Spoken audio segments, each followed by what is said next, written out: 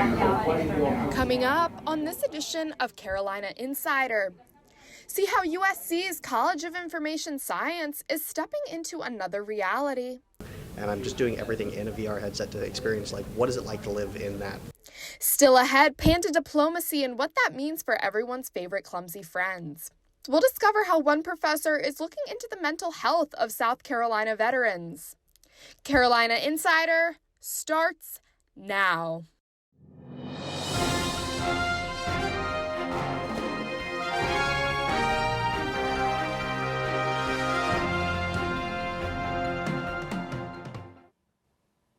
Hello, and thank you for joining us.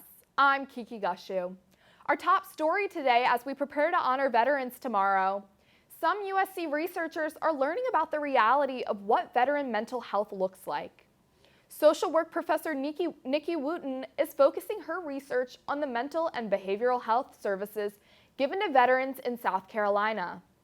According to DHEC, veterans make up 10% of adults in the Palmetto State, but Wooten has found that in South Carolina, they are 26% more likely to have depression and 74% more likely to struggle with drugs and alcohol than non-veterans. Wooten is in charge of a USC program that grants graduate students a certificate for social and behavioral health for active duty veterans and military families. The program's goal is to educate future social workers on how to help those tied to the military. A special breakfast was held on campus this week to honor a different kind of student. The TRIO Opportunity Scholars Program is celebrating students who are the first in their family to go to college.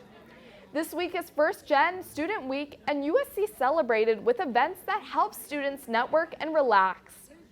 At the breakfast in Close Hip, students talked with peers and faculty and enjoyed pastries, fruits, coffees, and teas.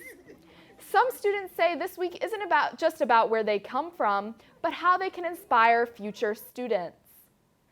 Over in Davis College, USC students and faculty are stepping into another universe right here on campus. Here with that story in today's Kiki Spotlight is Carolina Insider's Brianna Rao. Brianna? Thanks, Kiki. Researchers in the College of Information and Communications are playing around with gadgets that are helping graduate students and professors explore new frontiers in technology. Jason Porter is in his own virtual world. Notice that when I have it on, it's like I'm in the zone. I'm way more focused. I've also taken it to like coffee shops and like here, just to sit and use it to start conversations about it. The visual communications professor brought his VR headset to USC's Biometric Lab Open House at the School of Information Sciences. The lab has over a dozen VR eye tracking goggles. Some students are taking advantage of the lab's VR gear. She stayed with us for the whole semester, so she's able to master about all this cutting edge technology that kind of putting her looking really good in her resumes. A graduate student says these opportunities brought him to USC. No, I didn't really saw other schools having the biometrics information lab. There are some different VR labs in on campus now, but we are the only one that have VR and eye tracking.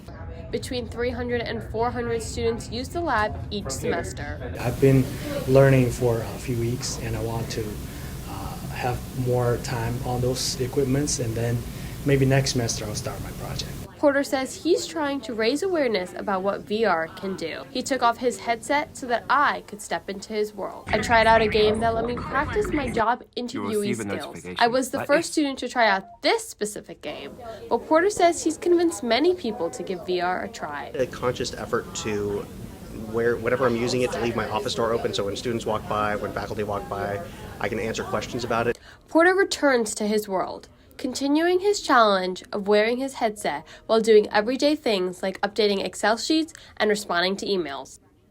Researchers in the lab hope to bring in more students from the College of Education and Public Health. And in case you're looking for some extra credit, they're often looking for students willing to take part in some of their studies. So you may want to check that out. Back to you, Kiki. Thank you, Brianna. Finally, we have some unbearable news for panda lovers. Today, the National Zoo is packing up its giant pandas and sending them back to China, leaving Atlanta with the only pandas left in the country. China first began loaning pandas to the States in 1972 when President Nixon paid a visit to the communist nation. Experts say it's a sign of the times, with relations between China and the U.S. changing. Most of America's pandas will be returned to China by the end of 2023. The Atlanta Zoo will have their pandas until December of 2024, when their contract with China expires.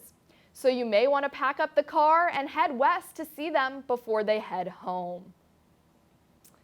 That's it for this edition of Carolina Insider, a student production here in the Kennedy Greenhouse studio in the School of Journalism and Mass Communications.